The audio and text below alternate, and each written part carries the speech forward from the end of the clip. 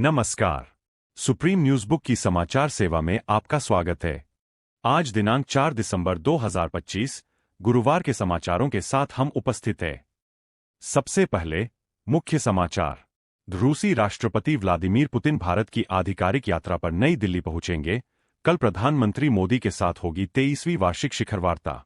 भारतीय नौसेना दिवस आज राष्ट्र भर में ऑपरेशन ट्राइडेंट की 54वीं वर्षगांठ के रूप में मनाएगा। भारत को अंतर्राष्ट्रीय आइडिया की अध्यक्षता मिली। मुख्य चुनाव आयुक्त ज्ञानेश कुमार स्टॉकहोम में पदभार ग्रहण किया। डीआरडीओ का बड़ा कदम।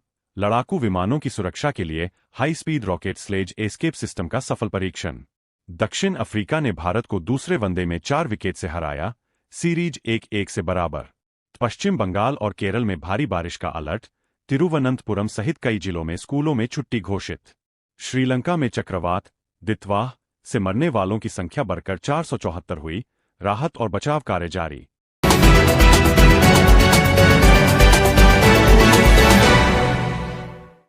ये समाचार आप हमारे supreme news book YouTube channel पर सुन रहे हैं। अब समाचार विस्तार से। रूसी राष्ट्रपति व्लादिमीर पुतिन आज शाम नई दिल्ली पहुंचेंगे। रूस यूक्रेन युद्ध के बाद यह पुतिन का पहला भारत दौरा है। इस यात्रा का मुख्य उद्देश्य दोनों देशों के बीच रणनीतिक और द्विपक्षीय संबंधों को और मजबूत करना है। कल 5 दिसंबर को प्रधानमंत्री नरेंद्र मोदी और राष्ट्रपति पुतिन के बीच 23वीं भारत-रूस वार्षिक शिखर वार्ता होगी, जिसमें व्यापार, रक्षा, ऊर्जा सुरक्षा और स्वास्थ्य जैसे प्रमुख क्षेत्रों पर व्यापक चर्चा होने की उम्मीद है। आज 4 दिसंबर को भारतीय नौसेना दिवस मनाया जा रहा है, जो 1971 के भारत-पाक युद्ध के दौरान ऑपरेशन ट्राइडेंट की उपलब्धियों को याद करता है। इस अवसर पर देश की समुद्री सीमाओं की रक्षा में नौसेना के योगदान को सराहा गया। मुख्य चुनाव आयुक्त सीईसी ज्ञानेश कुमार ने बुधवार को स्वीडन के स्टॉकहोम में अंतर्राष्ट्रीय लोकतंत्र और चुनाव सहायता संस्थान इंटरनेशनल आइडिया 2026 के लिए अध्यक्षता संभाल ली है। भारत को यह सम्मान पहली बार मिला है। 2033 तक यह भारत के पास ही रहेगा।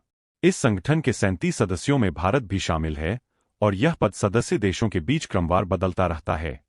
चुनाव आयोग के एक आधिकारिक बयान के अनुसार यह जिम्मेदारी भारत के लिए एक महत्वपूर्ण उपलब्धि है।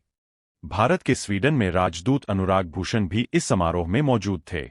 इस मौके पर ज्ञानेश कुमार ने आश्वासन दिया कि वह सभी लोकतांत्रिक देशों के सहयोग से दुनिया भर में लोकतंत्र की पारदर्शिता और चुनावी प्रक्रियाओं को और मजबूत बनाएंगे। क्या है इंटरनेशनल आइडिया? इंटरनेशनल आइडिया की स्थापना 1995 में हुई थी। इसका मुख्य उद्देश्य लोकतांत्रिक संस्थानों और चुनावी प्रक्रियाओं को सुदृढ़ करना है। इस संगठन में अभी 37 देश सदस्य हैं। रक्षा अनुसंधान और विकास संगठन यानी डीआरडीओ ने स्वदेशी रक्षा क्षमता को मजबूत करते हुए लड़ाकू विमान एस्केप सिस्टम का हाई स्पीड रॉकेट स्लेज परीक्षण सफलतापूर्वक किया है। श्रीलंका में हाल ही में आए भीषण चक्रवात दितवाह से स्थिति गंभीर बनी हुई है। मरने वालों की संख्या बढ़कर 474 हो गई है, जबकि 356 लोग अभी भी लापता है। भारतीय सेना का एक दल ऑपरेशन सागर बंधु के तहत मानवीय सहायता और राहत कार्यों में सहयोग के लिए श्रीलंका पहुंचा है। आज 4 दिसंबर 2025 को वर्ष का अंतिम पूर्णिमा चंद्रमा, जिसे कोल्ड सुपरमून कहा जाता है, दिखाई देगा। यह सामान्य से अधिक बड़ा और चमकीला दिखाई देगा। खेल समाचार। अब बात खेल जगत की। रायपुर में खेले गए दूसरे एकदिवसीय अंतर्राष्ट्रीय क्रिकेट मैच में दक्षिण अफ्रीका ने भारत को 4 विकेट से हराकर 3 मैचों की सीरीज 1-1 से बराबर कर ली है। भारत द्वारा दिए गए 358 रनों के विशाल लक्ष्य का पीछा करते हुए दक्षिण अफ्रीका ने एडेन मार्कराम के शानदार शतक और मैथ्यू ब्रिज के वडेवाल ब्रेविस के अर्धशतकों की मदद से जीत हासिल की।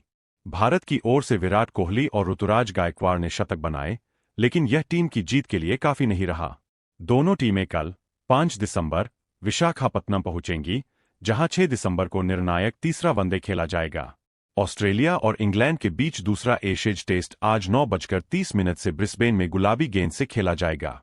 मौसम विभाग आईएमडी ने केरल और पश्चिम बंगाल के कुछ हिस्सों में भारी बारिश की चेतावनी जारी की है। केरल के तिरुवनंतपुरम समेत कई जिलों में वर्षा और भूस्खलन के खतरे को देखते हुए स्कूलों में अवकाश घोषित किया गया है। देश के अधिकांश हिस्सों में मौसम सामान्य रहेगा, हालांकि उत्तर भारत में सुबह और शाम के समय तापमान में गिरावट दर्ज की जा रही है। अंत में मुख्य समाचार एक बार फिर। रूसी राष्ट्रपति व्लादिमीर पुतिन भारत की आधिकारिक यात्रा पर नई दिल्ली पहुंचेंगे। कल प्रधानमंत्री मोदी के साथ होगी 23वीं वार्षिक शिखर वार्ता। भारतीय नौसेना दिवस आज राष्ट्र भर में ऑपरेशन ट्राइडेंट की 54वीं वर्षगांठ के रूप में मनाएगा। भारत को अंतर्राष्ट्रीय आइडिया की अध्यक्षता मिली। मुख्य चुनाव आयुक्त ज्ञानेश कुमार स्टॉकहोम में पदभार ग्रहण करेंगे। डीआरडीओ का बड़ा कदम, लड़ाकू विमानों की सुरक्षा के लिए high speed rocket sledge escape system का सफल परीक्षण। दक्षिण अफ्रीका ने भारत को दूसरे वनडे में 4 विकेट से हराया। सीरीज 1 से बराबर। पश्चिम बंगाल और केरल में भारी बारिश का अलर्ट। तिरुवनंतपुरम सहित कई जिलों में स्कूलों में छुट्टी घोषित। श्रीलंका में चक्रवात दितवाह से मरने वालों की संख्या बढ़कर 474 हुई। राहत और बचाव कार्य जारी। इसके साथ ही सुप्रीम न्यूज बुक का यह बुलेटिन समाप्त हुआ। देश और दुनिया के विश्वसनीय समाचारों के लिए जुड़े रहिए सुप्रीम न्यूज बुक के समाचार सेवा से। नमस्कार। जय हिंद, जय भारत।